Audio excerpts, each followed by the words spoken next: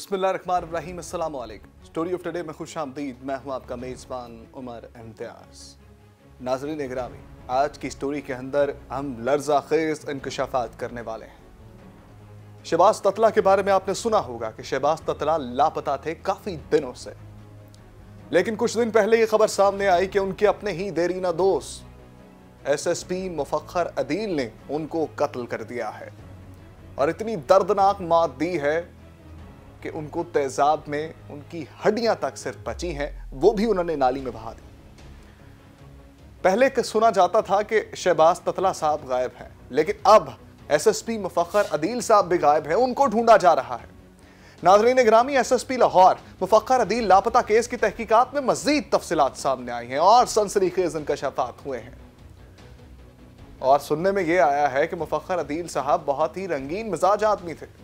मुफक्खर अदील ने 3 शादियां कर रखी थी।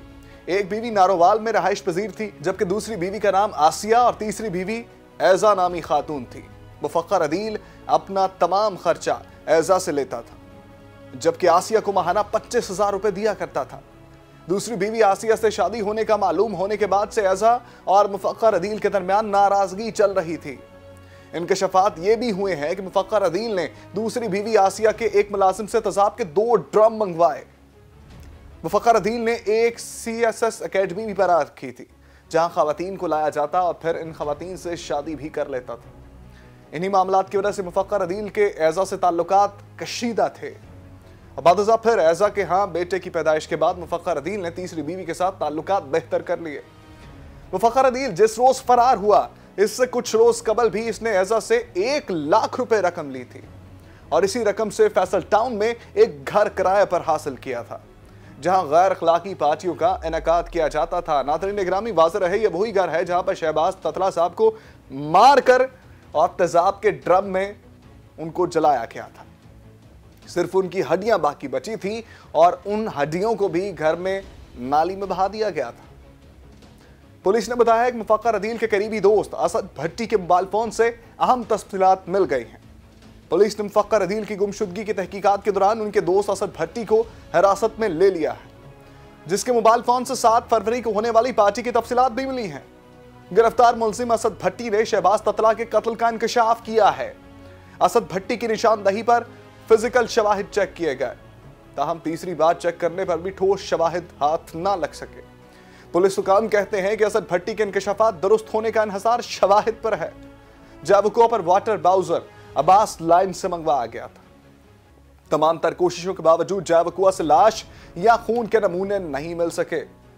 असद भट्टी ने यह भी इंकशाफ किया है कि कत्ल में मुलव्विस नहीं हूं, लेकिन शवाहिद ज़ाया करने में मामनत की है। पुलिस ने असद भट्टी के मोबाइल फोन से 7 फरवरी को होने वाली पार्टी की तफसीलात भी हासिल कर ली है। असद भट्टी की निशानदही पर पार्टी गर्ल्स और मनशियात फरोशों के मोबाइल फोन भी ट्रैक किए गए हैं।